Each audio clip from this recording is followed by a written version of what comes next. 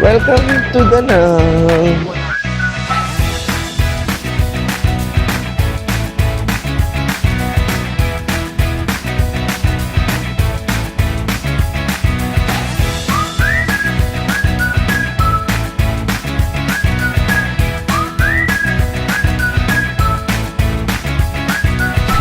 Alright, lakad na tayo guys, papunta sa boarding gate number 5.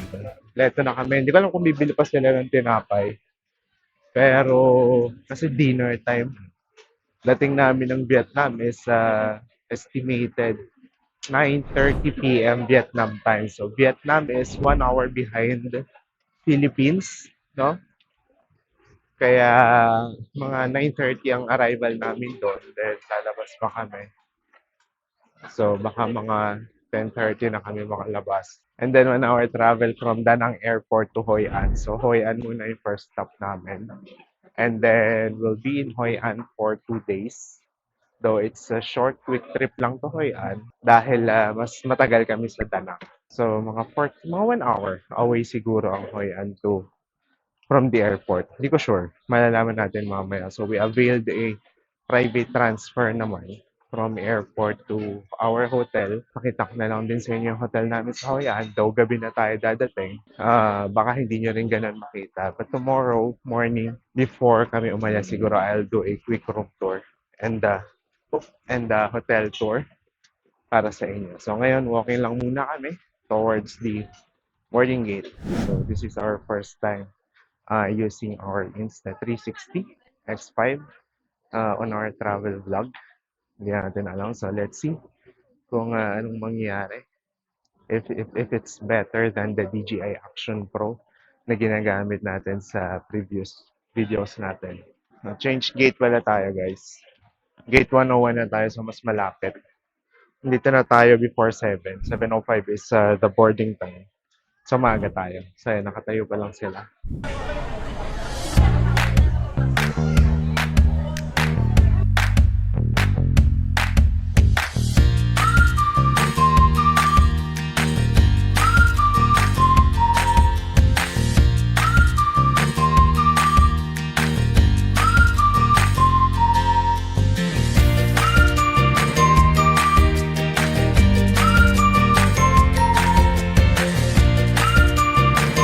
Thank you for patiently waiting. It's now safe for you to stand up and get your bags.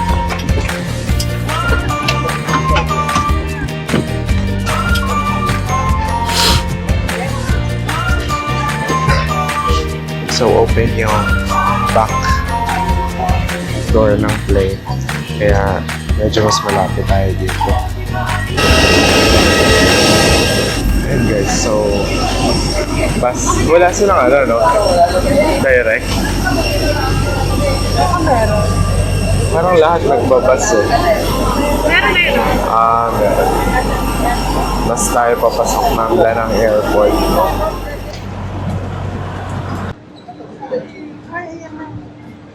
Hi, Aldrich. Yeah. Thank you. So, fast tayo guys. Fast track tayo. Tapos na kami agad sa immigration. Wala pang 2 minutes. Kasi nag-avail kami ng fast track sa Klook. Super convenient niya, lalo na kapag siguro maraming tao. Yun, so officially, we are in Danang. Hintay lang namin yung mga bagahe natin. Tapos may driver na nag-aabang na sa atin sa labas. Pero may message ko pa siya. Ayan guys, so while waiting sa ating bagahe, so wala pa kami 2 minutes natapos sa immigration dahil nag-avail kami ng fast track, which is ma-avail niya yan sa Klook. So, pwede niya yung i-avail sa Klook, no? Medyo pricey lang, pero kasi by this time, nakikita ko humahaba na rin yung pila. Then sa immigration, it just so happen na nauna yung bus namin.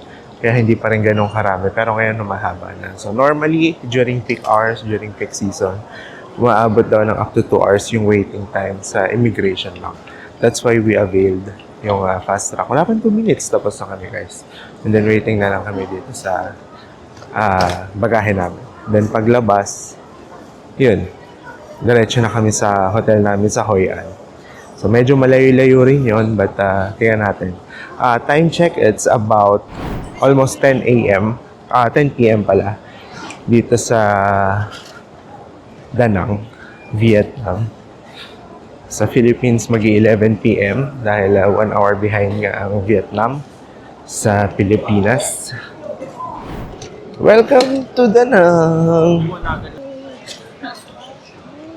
Ayan, so we're outside the airport na guys. Nahanap na lang namin yung sundo namin. Dito daw sa may labas ng Star Cafe. Beside Star Cafe. So, yan. Nakita ko na yung name ko. Hi, good evening. Nice to meet you. Aldrich. Nice to meet you. Nice to meet you. Nice to meet you. Yeah. We're 5. Yeah. 5. Yes, people. Yeah. I know. Okay. Yes. Are you ready? Yeah, we're ready. Yes. We go your hotel. Okay. Welcome to Da Nang! Xin chào! Yan, so yung transfer namin is binook din namin sa Klook. And hindi ganun kainit ngayon so far. Okay pa naman yung temperature dahil gabi. Pero magkakaalaman niya bukas ng umaga. Yan, so yung hotel namin in Hoi An is called Silk River. Ito pala yung mga station ng mga transfer. Oo nga no? Baka kaya nga sinabi bus. Okay, so ito yung sa atin. This is our transportation. Yeah. Gano'n kaya kalayo? Kausapin mo nga, tanong mo gano'n kalayo. We go your hotel, Silk River. Silk River, yeah, Hoi An. Yeah. How far?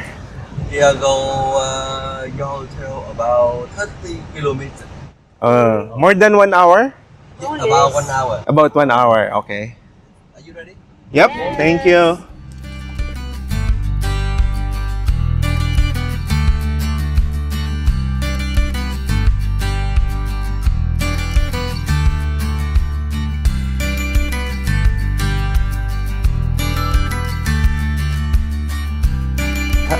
Yeah. Yan. Silk River Hotel and Spa. Teka, yung mga gamit natin. Huli ko. Thank you so much. Yeah.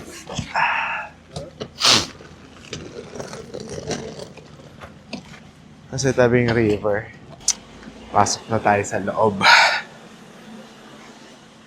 Check-in muna tayo, guys. Habang nandun sila, check lang natin itong labas during the night. Ayan. So, dito tayo magsistay. Silk River Hotel and Spa. Tabing river lang siya, literal. Then, there are bicycles here. I think free of use yung bicycles. Yung motorcycle, I think may rent. So, there's a path going to, I don't know where. Pero ito na yung river. So, tabing-tabi na lang talaga yung river. So, baka maganda siya kapag umaga. Pero kung makikita nyo, maganda yung maganda yung hotel actually. Sobrang pleasing to the eyes. Tsaka malinis siya tignan. So, check natin yung room. Tara, tapos na ata sila.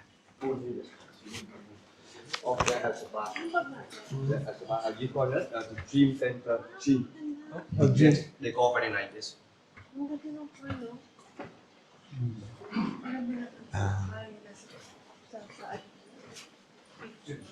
Yes. True to photo. Ano ba tawag doon? Siya tayo. 3. Yeah, 3, 2, 3 tayo.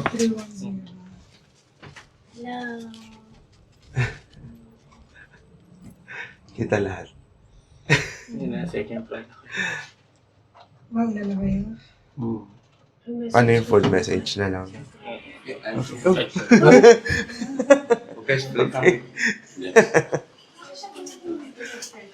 Baka nag-stairs.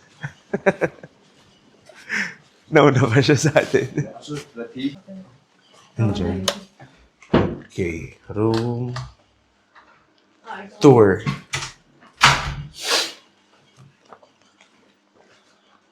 Bath, toilet, may bidet. Tapos, queen size bed. Oh, ang ganda ng working table nila. Tapos sa labas, harap ba tayo? River. Yes, harap tayo. Kita natin yung river. Makakalabas ba? Yes. Paano lumabas? Ayun. Ah, Ito yung harap natin kanina. ang ganda. Anong room naman na dito? Dito kaya sila sa taas? Hindi ata. Parang. Ganda. This is nice. Ganda ng room, ganda ng place, ganda ng hotel. Ganda ng view. So, feeling ko mas maganda rin to kapag umaga na. Kapag kita mo na yung actual na labas. Sa ngayon, try muna natin umorder ng grab food kasi hindi pa kami lahat nagdi-dinner. So, baba muna natin ang gamit natin. Okay. So, ayan guys. Kita nyo na. This one is the room. So, it's a double room. So, dalawa lang kami dito ng wife ko. Malawak yung space ng room natin dito sa Silk River. There's actually a very, very nice working table dito. Meron din ditong parang tea table. Hindi ko alam kung anong tawag. Naluto kayo ng tawag dyan. Basta, gano'n. And so, I love the color ng lugar, no? I love the lighting as well. Very, alam mo yun, very warm. And the welcoming yung lighting as well as yung colors. Tapos may balcony tayo sa labas. Nakita niyo naman. And then, pakita ko rin sa inyo yung CR.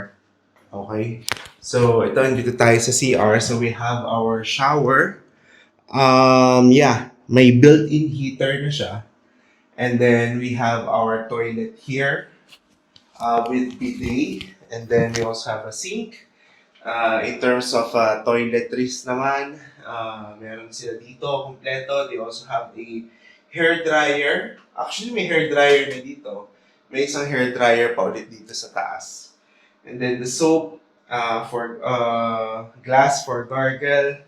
They also have towels. Ito. Bath towels. Lahat ng towel. So, nandito na. Regular towel set. Nandito na. And then, yan. Sabitan. Malawak din. Actually, itong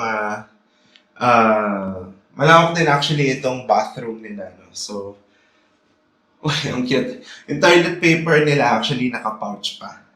May logo pa. Ayan. No? Ayan. Guys, tara.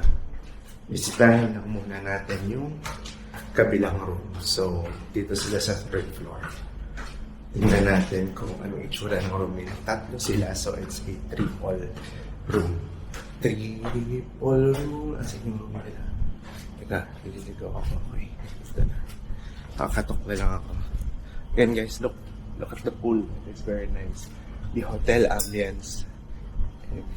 Very, very nice. The colors are nice. Santorini vibes, Santorini colors.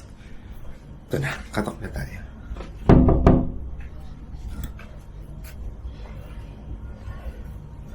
Ayaw tayong pagbuksan. Gusto mo ba rice? Yes. Or gusto mo yung rice noodles? Ano rice noodles? Ito yung masarap. Must try. Sige.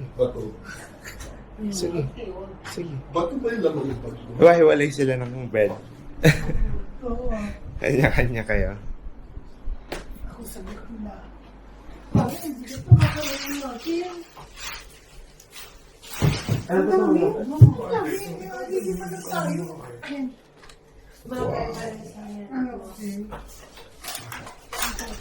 Hindi ang dami. Sa picture, 4-6 na piraso lang. Pwede na pala salo-salo sa Oh, ayan. Yan pa Dami lang ng food. Okay. Our first meal in Vietnam. Noodles. With gulay. This is spring rolls. With gulay. Everything is with gulay. Ano tong isa? Love, ano ito nasa gilid? This is shrimp spring rolls. I thought only 6 pieces. Good for 6 pala. Good for 6 people pala. And guys, so this is going to be our home for the next 2 days dito sa stay natin sa Hoi An. So tomorrow, we're going to Vin Wonders. So it's one of the most famous theme parks dito sa Vietnam. So parang tinatawag na rin siya parang Disneyland of Vietnam. Pero yung pupuntahan natin is sa Hoi An. So marami rin siyang iba't ibang lugar pa dito sa Vietnam. So yung sa Hoi An yung pupuntahan natin.